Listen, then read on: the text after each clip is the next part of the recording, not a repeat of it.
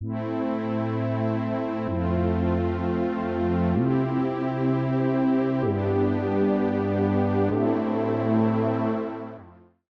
第二次世界大战中，空中战场的重要性逐渐凸显了出来。无论是德国的闪击战，还是盟军的战略大轰炸，都在为空中战场画上了浓墨重彩的一笔。也是在这一时期，先进战机大量涌现，有些战机还因为外形的优雅、性能的优异，被当作国家的象征。比较著名的有美国 P-51野马战斗机、英国喷火战斗机、德国的 Bf-109战斗机以及日本的零式战斗机等。不过，有些飞机就没有那么幸运了。他们虽然做出过杰出的贡献，但却因为外形等原因未被大张旗鼓的宣扬，于是被人们遗忘在了历史的长河中。二战中，美国就有一款飞机创造了非常多的罕见记录，例如飞机的产量达到了15683架，战损比为 4.6 比1，千架出动损失只有7架，在欧洲战场和太平洋战场都立下了汗马功劳。作为二战中最大最重的单发动机战斗机，这款飞机的形象实在和优雅不沾边。巨大的机身使它飞起来十分笨拙，不过驾驶这款飞机的飞行员都对它的性能赞不绝口。它就是美国共和飞机公司生产的 P-47 雷霆战斗机。今天我们就来讲述这款二战中后期美国空军主力之一的 P-47 雷霆式战机的故事。提起 P-47 战斗机，就不得不提起生产它的共和飞机公司。这家公司的老板亚历山大·舍维尔斯基曾是俄国的飞行员，在第一次世界大战期间还曾击落过德军的飞机。10月革命之后，他不敢返回俄国，同在巴黎航空学校留学的卡特维利找到了他，两人共同创立了共和飞机公司，由舍维尔斯基任老板，卡特维利任总设计师。二战爆发后，美国急需各种先进战机，于是很多飞机公司都转去生产军用飞机，包括大名鼎鼎的波音公司。共和飞机公司也参与了高空战斗机的竞标。根据欧洲前线传来的消息，飞行员们认为最好的战斗机要有坚实的装甲、最快的速度和最强的火力。至于原来很多设计师看重的灵活性，反倒没有那么重要。根据前线的反馈，卡特维利调整了原来的设计方案，由原来计划的水冷发动机改为了风冷发动机。为了保证飞机的飞行速度，他选择了当时输出功率最大的惠普 R2008 双黄蜂发动机，并且应用了当时比较先进的涡轮增压技术。与其他飞机先设计机身后装发动机不同， P-47 战斗机是先选发动机，再以发动机为基础来设计机身。卡特维利将涡轮增压器布置在机身后方，巨大的发动机和同样巨大的涡轮增压器使得这架飞机起飞重量达到了史无前例的 5.5 吨，几乎是同时代战斗机的2倍。这架飞机在测试时表现出了非常好的加速性能，它的平飞极速达到了690千米每小时，完全可以入选当时世界上飞行速度最快的飞机榜单。不过，它最优秀的性能还是俯冲时的稳定性和超远平飞极速的最大速度。早期的 P-47 甚至因为飞行速度太快，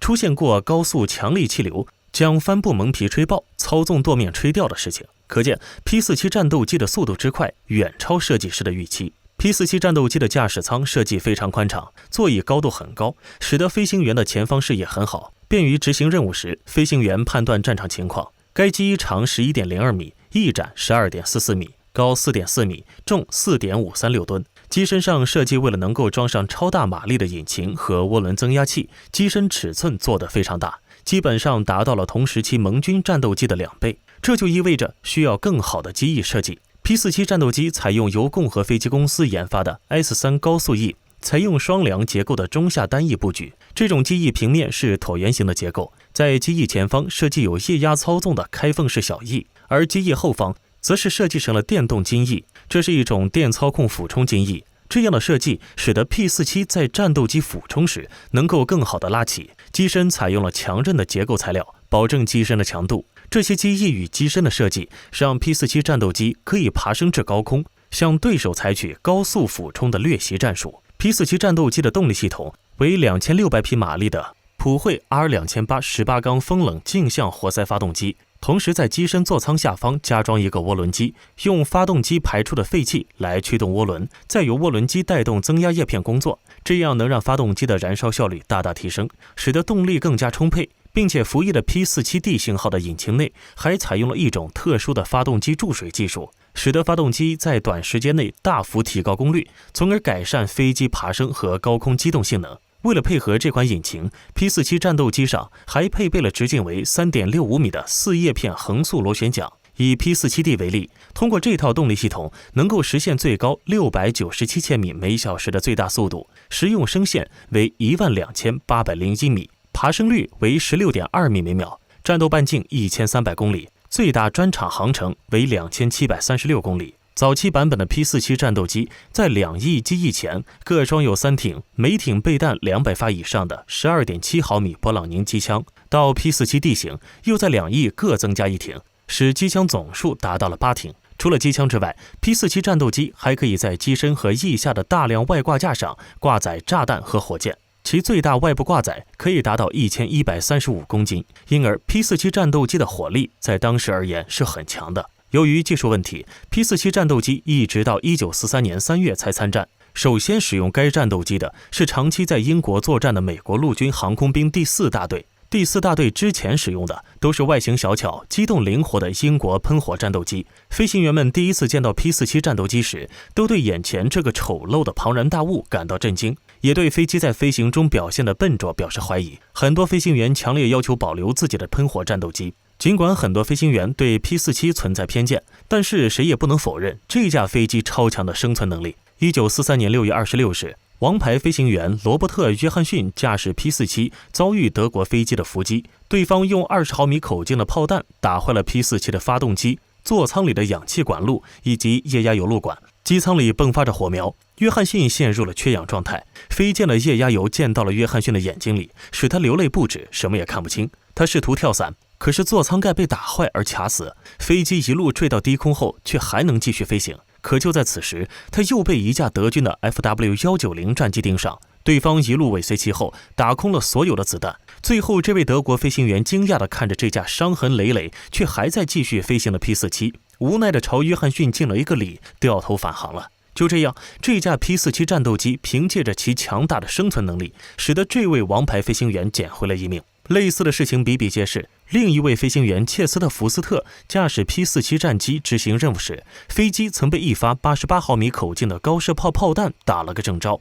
整个右翼被炸得支离破碎，但仍能平安返航。这些事例充分证明 P-47 庞大的机身和坚固的结构，使其几乎可以无视机枪子弹。就算大口径的机炮子弹，只要不是打中要害，往往也不会影响飞机飞行。P-47 是为给轰炸机护航而生，但是由于机身太重、发动机功率太大等原因，该战机非常费油，所以续航能力相对较差，常常只把轰炸机护送到中途就不得不返航，留下轰炸机孤零零面对德军战斗机的围剿。在航程更远的 P-51 野马战斗机服役之后，逐渐取代了 P-47 的护航任务。为了发挥机身坚实、火力强大的优势， P-47 放弃了升上高空的战斗机任务，成为了战斗轰炸机，专门负责对德国地面目标进行轰炸，并开创出了当时最负盛名的任务形式——近距离空中支援。很多地面部队都非常依赖 P-47 的空中支援，而这些雷霆也不负众望，总能在危难时刻挺身而出。德军引以为傲的先进坦克频繁毁于 P-47 的空袭。